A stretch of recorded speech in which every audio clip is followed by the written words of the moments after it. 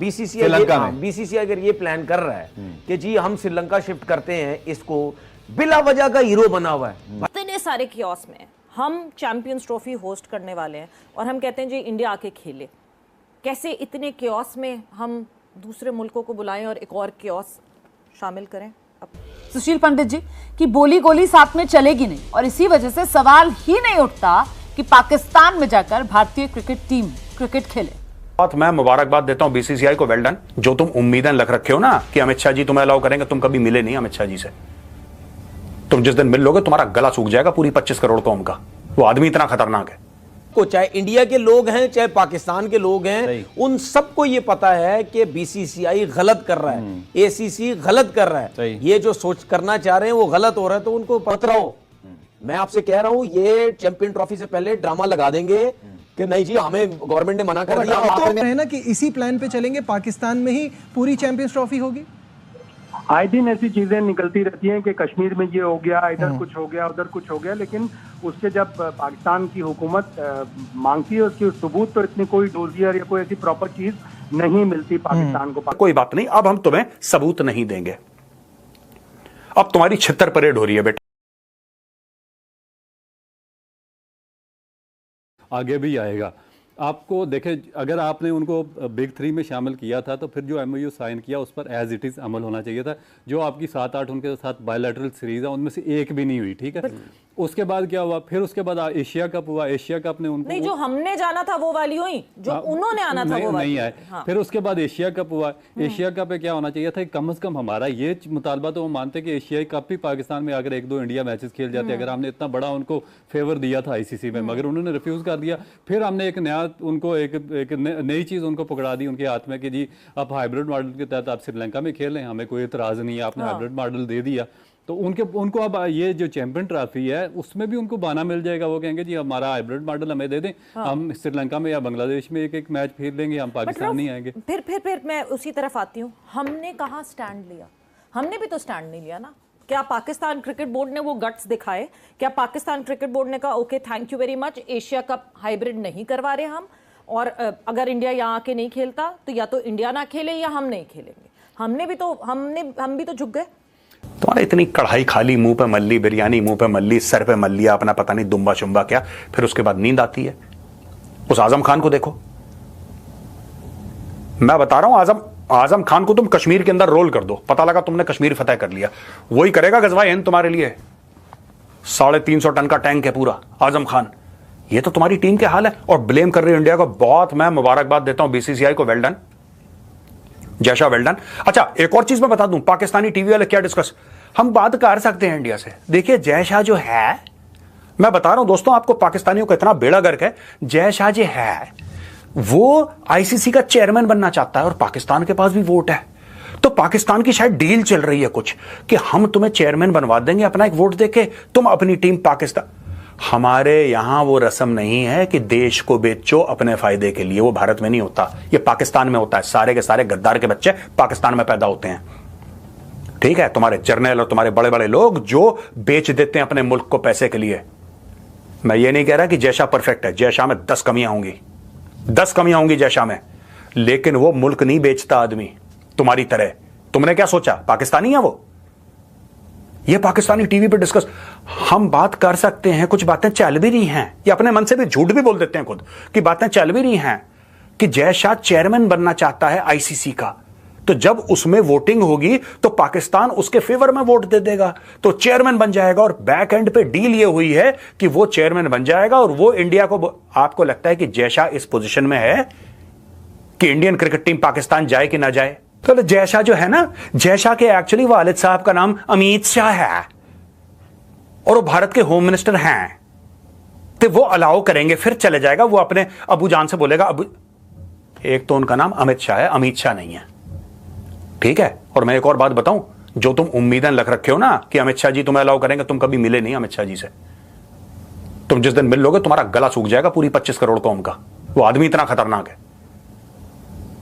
हम जयशाह से बोलेंगे, हम जयशाह को वोट देंगे, वो अपने वालिद साहब अमित शाह से बात करेंगे, Amit Shah Indian cricket team को पाकिस्तान भेजेगा, वो सीधा जाएंगे अमृतसर, अमृतसर से वो बस पकड़ेंगे, वो बस पकड़ के लाहौर पहुंचेंगे, लाहौर पहुंचेंगे, क्रिकेट खेल के वापस आ जाएंगे हैं शाम से। फिर अपने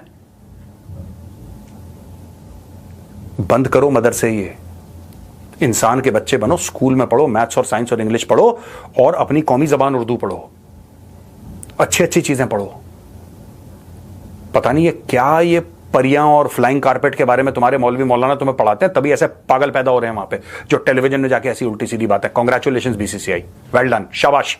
मैं ना क्रिकेट देखता, ना मैं आगे चल के देखूंगा, ना मैंने फाइनल मैच देखा इंडिया का, लेकिन मैं एक बात आज कहना चाहता हूं, बीसीसीआई मैं नाखुश था, मेरी बड़ी शिकायतें थी, अभी भी हैं शिकायतें। जब तक भारत और पाकिस्तान बिल्कुल आपस में खेलना बंद नहीं करते तब तक मेरी बीसीसीआई से शिकायत रहेगी, चाहे वो श्रीलंका हो चाहे कहीं भी हो। टिम्बकटू में खेलना ही नहीं इनके साथ, इन आतंकवादियों के साथ खेलना ही नहीं। लेकिन फिलहाल के लिए today you have given me good news, thank you BCCI, well done. मुझे लगता है जरा सा सुशील पंडित जी को लेकर आते हैं। सरकार की लाइन इस पर बिल्कुल क्लियर है सुशील पंडित जी कि बोली गोली साथ में चलेगी नहीं, और इसी वजह से सवाल ही नहीं उठता कि पाकिस्तान में जाकर भारतीय क्रिकेट टीम क्रिकेट खेले। रोमाना जी, बिल्कुल मुझे लगता है कि इस पूरे पैनल में एक राय बन रही है और है भी। छोटी मोटी बातें अगर छोड़ दें, आप सोचिए पाकिस्तान और भारत में एक दूसरे के राजदूत नहीं है, हाई कमिश्नर नहीं है, और इस बात को अब 5 साल होने जा रहे हैं। पाकिस्तान और भारत में ट्रेड नहीं है, यहां तक के लाइफ सेविंग ड्रग्स तक नहीं जाते पाकिस्तान। ऐसी हालत में और फिर आए दिन एनकाउंटर हो रहे हैं और उसके बीच में कोई लाहौर जाके क्रिकेट खेले, मतलब सवाल ही पैदा नहीं होता। मुझे तो समझ में नहीं आता कि इस पर बहस की गुंजाइश कहां है। इस समय भारत को न केवल इस बात को ही खारिज करना चाहिए कि यह सवाल ही पैदा नहीं होता, बल्कि उन बातों को उस पर गौर करना पड़ेगा जिससे कि पाकिस्तान बाज आए अपनी हरकतों से। इस समय भारत में वो तैयारी चलनी चाहिए कि पता चले पाकिस्तान को इसकी कीमत क्या चुकानी पड़ती है, इसका खमियाजा क्या चुकाना पड़ता है जो वो कर रहे हैं। पिछले 1 महीने में आप देखिए कोई हफ्ता ऐसा नहीं गया जिसमें एनकाउंटर्स ना हुए हो, जिसमें जाने ना गई हो, जिसमें हमारे फौजी हलाक ना हुए हो। तो ये अपने आप में एक बहुत बड़ी चिंता का विषय है। और बीसीसीआई, बिल्कुल ठीक कहा आपने, बीसीसीआई चलाने वाले के पिताजी ने फैसला लेना है, ये जो कि देश चलाते हैं गृह मंत्री के रूप में। बीसीसी चलाने वाले ये फैसला नहीं देंगे।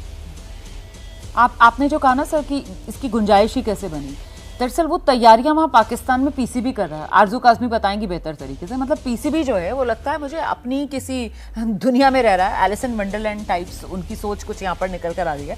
या अगर उसे हिंदी में कहें कि मुंगेरी लाल के हसीन सपने, कि बाकायदा वो इस तैयारी में है कि भारतीय क्रिकेट टीम आएगी और लाहौर में खेलेंगे जी, और 1 मार्च 2025 वो अपनी तैयारी लेकर आईसीसी के सामने जाने की पूरी तैयारी कर चुका है।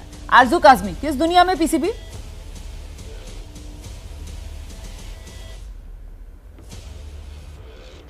देखिए, बिल्कुल इसी दुनिया में है, और उसका एक रीज़न ये भी है कि अगर हमारे यहाँ टूर्नामेंट होना है तो जाहिर है हमें तैयारी तो करनी है। ये तो अब आने वाले जो टीम्स हैं उनके ऊपर डिपेंड करता है कि वो आते हैं या नहीं आते हैं। लेकिन एक चीज़ ज़रूर मैं यहाँ पे कहूँगी कि कुछ टाइम पहले जो है वो कई दूसरे स्पोर्ट्स जो हैं वो भारत और पाकिस्तान के बीच में हुए, और उसके टूर्नामेंट जो हैं वो इस्लामाबाद में थे। और ना सिर्फ ये कि भारत से गेस्ट आए थे बल्कि पाकिस्तान से भी कई लोगों ने अटेंड किया था। और उसके बाद हमने बहुत सी दावतें, डिनर, लंच और क्या कुछ उन मेहमानों के लिए किया था। तो अगर हम बाकी स्पोर्ट्स खेल सकते हैं और भारत से टीम्स पाकिस्तान आ सकती हैं, तो हमें क्रिकेट के टाइम पर आखिर क्यों ये सब बातें याद आ जाती हैं? या तो फिर हम किसी को भी ना भेजें, कोई भी टीम ना आए। यहाँ पे कबड्डी की टीम भी आ रही है, यहाँ पे टेनिस की टीम भी आ रही है, यहाँ पे हॉकी हो रही है, सब कुछ हर तरह का स्पोर्ट्स जो है वो भारत की टीम पाकिस्तान आ रही है, हमें बताया जाता है। एज ए जर्नलिस्ट हम अटेंड भी करते हैं। और उसके बाद जैसे मैंने कहा कि एक हमारे यहाँ और आपके यहाँ एक रिवाज है कि कोई मेहमान आया तो उसकी दावत हो रही है, तो वो सब कुछ हो रहा होता है। फिर क्रिकेट के टाइम पर अचानक हमें क्यों याद आ जाता है कि पाकिस्तान से तो टेररिज्म हो रही है, पाकिस्तान के साथ तो खेलना नहीं चाहिए, फिर कुछ भी नहीं खेलना चाहिए ना, फिर आप सिर्फ क्रिकेट को क्यों लाते हैं? ठीक, आप जो सवाल उठा रही हैं मुझे लगता है जरा जनरल सिवाच का हम रुख करते हैं। जनरल सिवाच, यहाँ पर हमारी रणनीति में ये चूक हो जाती है क्या कि क्योंकि क्रिकेट इन्वॉल्व हो गया और क्रिकेट के साथ सीधे सीधे 140 करोड़ जो हिंदुस्तानी है उनकी भावनाएं जुड़ जाती हैं,